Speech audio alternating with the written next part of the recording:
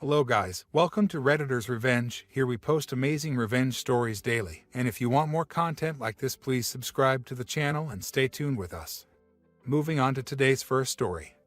I 25M was the kind of guy who always wanted to get married.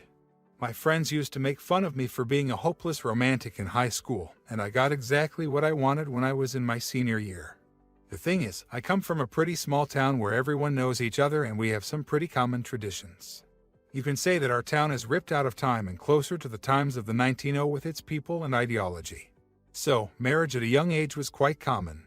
Just like our grandparents and parents met their spouses at high school, because it was such a small town, even when you graduate it's very likely that you went to school with your wife or husband anyway. As for me, I was in my senior year and I had no idea what I wanted to do. I thought about leaving and heading off to college, but my family didn't have that kind of money and I was afraid of going into debt. So, my other choice was doing what everyone else in my town did, which is just staying and benefiting the community somehow with whatever craft or job I could do. My dad was a carpenter, so that meant that it was my destiny to be a carpenter too. Since I didn't have that much ambition anyway, I thought it was a good enough idea and I even started working with my dad when I was in junior year. Now, in high school, I met Lydia. Lydia was a new student who had just transferred and her family was new in town. This meant that we didn't know who they were, which can be a good thing but is usually quite risky. Lydia was unlike anyone else I knew, so it was like I fell in love with her instantly. My parents were a little uneasy though because her family was new and they weren't the neighborly type. While everyone in town was like an open book, Lydia's family was more of a mystery and my parents did not like that at all. Nonetheless, because I was a stupid teenager who wanted to rebel, I ignored all the warnings and I was still quite infatuated with Lydia. By the end of the school year, I told my parents that I wanted to get engaged to her, and even though they were unhappy at first, they eventually agreed and we met her family. Now the strange thing is, her family wasn't very upfront about why they moved to our little town in the first place, since they used to live in the city. My parents still had their problems with them, but they liked Lydia and felt like she embodied the heart of the town way more than her parents did. Now, I was about to graduate, engaged, and waiting to start a new life. The thing is, we were both ways too young to get married. Since neither of us went to college, we got married 2 years later at 20 years old. I was working in my dad's shop and she was working at the local diner.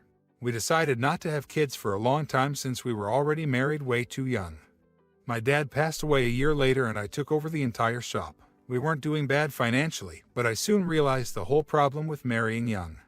When we were around 21 and everyone else our age was just in college and living their life, we were dealing with the trials and challenges of marriage. Not only that, but we were also struggling with the very idea of the small town and its limitations. We started getting into more and more arguments and our relationship was changing drastically from how it was when we were in high school or when we had just graduated. Our mindsets were changing as we were getting older and we didn't realize how much they would change. The time we spent living adult life while everyone else was having fun in college made us have this emptiness and wish that we can have the same kind of fun they were having. Soon enough, even though I was only 21 or 22, I was coming home stained with labor and figuring out bills, when she would come home to start cooking and always have this scent of garlic. We had aged ourselves way too much by getting married early, and we didn't realize how much we wanted to be kids first. One time, when we were about 23, we got into a heated argument about her wanting to go on this road trip with a couple of her friends from the city. The point was to travel across 3 states and stay in motels and explore. I of course told her no and that she can't just run off to other states while she is married and that I would get worried. She got furious and told me that I was holding her back and restricting her freedom and that all her other friends were out there having fun and doing whatever they wanted. I told her that her friends weren't already married and taking care of a household, and in a moment of anger, she told me lucky them and that she doesn't know why she did this to herself. At this one moment, I think our love was officially over. We stayed married but things got only worse from there. She quit her job and started joining these weird activities and groups. On the other hand, I also wanted a piece of the pie, so I'd spent quite a lot of time away from the house and hanging out with friends or doing whatever. It was clear that both of us wanted to live freely away from the shackles of marriage, but we still had this sense of responsibility towards each other. The biggest problem with the whole deal is that divorce wasn't really on the table.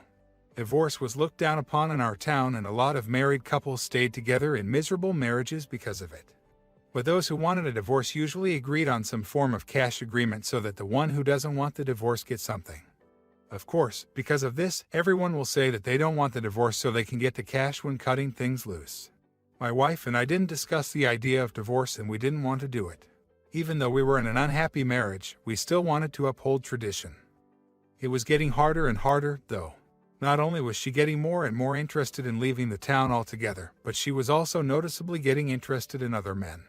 I saw her eyeing some a couple of times, and this was the straw that broke the camel's back. Whenever I would confront her about it, she would tell me that I haven't been interested in her either and that if I wanted to do the same, I could.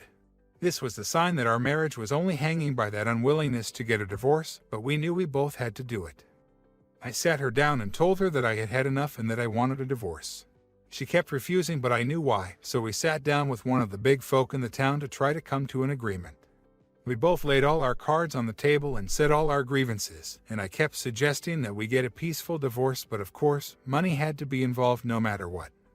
After hours of arguing, we reached a settlement of $25,000 that I'd have to pay her, and we started finalizing all the details.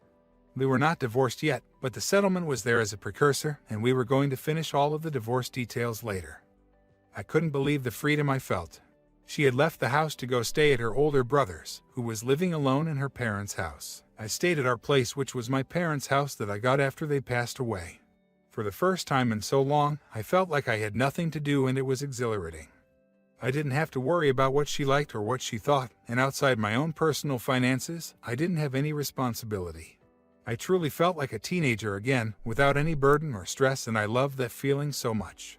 I didn't want to go too crazy or do anything that I wasn't comfortable with just for the sake of freedom, but just laying on the couch playing video games for 6 hours was enough for me to feel like I had regained my youth. After the settlement, my friends all thought that I'd be depressed or have problems, but I kept convincing them that I was the happiest I had been in a long time. I sat down with a couple of my friends, and as they kept trying to cheer me up, I just wanted to make plans for traveling and hanging out. They were surprised that I was so chill about this and even glad, but I kept convincing them that everything was completely fine. They did remind me of the important fair the town holds every year around harvest, so this was a great opportunity for me to get out into the world and have some fun. The Harvest Festival was when the entire town banded together and everyone met and had fun, played games, ate disgusting food, and participated in intense competitions. I thought I'd go just to get some fresh air, and I did not expect Lydia to be there, as she always hated these kinds of events. This was further proof of her disconnect from the town and its vibes even after all these years. Anyway, I went to the Harvest Festival with a couple of my friends, and we decided to have the best time we could. We hung out, played games, ate a bunch of junk, and were having the time of our lives. Close to the end, I was hanging out around the buildings there when I suddenly saw Lydia with another man. It's important to note that we had not yet officially gotten a divorce, we were just separated and had agreed on the settlement before the official divorce happened. As soon as I saw her with the other man, I immediately went over there. I didn't fight the other man, but I told her that this wouldn't fill the hole she was missing from her youth and that officially, we were not yet divorced. The other man was quiet, and I didn't even know if she had told him that she was married. She argued with me about her freedom, and I told her that finding her like this before the divorce was even finalized meant that I could get a no-contest divorce and she would get literally nothing. The man was quiet the whole time, but he suddenly yelled at her and told her that she didn't tell him she was married. A fight quickly ensued between my wife and the other man, and she kept telling him that she was getting a divorce, but he didn't care. He only cared that she was with him while she was married. I cut in to ask him how long this had been going on, and he told me 3 months. I laughed right in her face and told her that all of this was perfect evidence to get a no-contest divorce without paying a dime, and the other man seemed to be in agreement. She was suddenly embarrassed and kept trying to defend herself, but then she felt overwhelmed by both of us and couldn't defend herself. She just said that our marriage was practically over, and I told her that we were still sleeping in the same bed, and she had no right to cheat on me when she was the one who refused the divorce in the first place. Our voice had gotten a little bit loud, so a small crowd formed around us. I thought this would be the perfect opportunity, so I gathered even more people around and exposed her in front of the entire town, saying that she was a cheater and a gold digger who only wanted to divorce after knowing that there was money involved. I told the whole town loudly what she had done, and the other guy cut in and said that she didn't even tell him she was married. I loudly asked the whole town if I had the right to get a no-contest divorce without paying a penny, and I heard a unanimous yes. She couldn't defend herself in front of all that crowd who started booing and name-calling. The town had very tight rules that everyone shared socially. People started telling her that she was not an honorable wife and that she had no right to cheat. Some even threw some random stuff at her and she was the mockery of the entire town.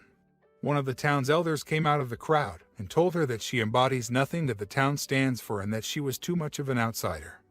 She couldn't handle the stress of everyone on her tail, so she broke down crying in front of everyone. The town rejected her and a lot of people told her to leave and try to rob people outside of our town. She couldn't handle it anymore and ran away to her house. I had a massive crowd of support and everyone was very friendly to me. The only one left standing after the entire crowd went away was the other man I saw Lydia with. He came up to me and started apologizing heavily. He told me that he was new in town and that he didn't know anything or anyone, but that Lydia met him before in the coffee shop and started talking to him without even telling him that she was married. Because she was very young, he told me that he didn't even guess that she would be married. The man apologized intensely and told me to call him later and that we had to sit down sometime. I didn't want to do it at first, but I bit. As soon as we sat down together, he told me that Lydia initiated things with him, and even talked about marriage very early on and had no idea that she was married, and when he asked her she said no. He also started telling me some very strange details and made up lies that she had, like the fact that she went to college and only stayed in town for her sick mother. None were true, and I didn't even know why she had to make up lies like this. That one time I sat down with him, I discovered so many red flags about Lydia that I was thrilled we weren't together anymore. She also kept telling him how much she despised the town and that she wanted to leave as soon as possible to pursue her dreams, and that she felt imprisoned in the town by her responsibility. I didn't want to have a single word with her, and I told her everything that the other guy had told me. I humiliated her and told her that no sane person would come up with all of these lies just to look better. She tried to defend herself, but I told her that she didn't deserve this town and that the people didn't want her there anymore. She told me that she kept getting treated badly by everyone because they loved me and knew what she had done. She felt like an outsider being shunned by everyone, and I was glad. I told her that I went to my lawyer and that I'm arguing for the divorce to be complete without any money, and that I have evidence from my friend regarding everything she had done and that her cheating was happening during the time of our marriage. We settled this at court, where I did exactly what I wanted to do. I presented all of my evidence of her infidelity during our marriage, and her other guy was at court completely in my corner. He felt guilty for not knowing that she was married, and when the judge heard everything, the divorce was settled on her not getting a single dime.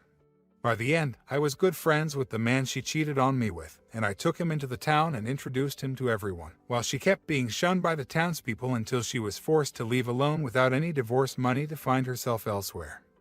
Now, here is the end of our today's story, and I hope you guys are enjoying my content. So before leaving, you can share your thought in the comments section about OP's cheater wife and OP's revenge on her. Also, hit the like button and subscribe to the channel to stay tuned with us for more revenge stories.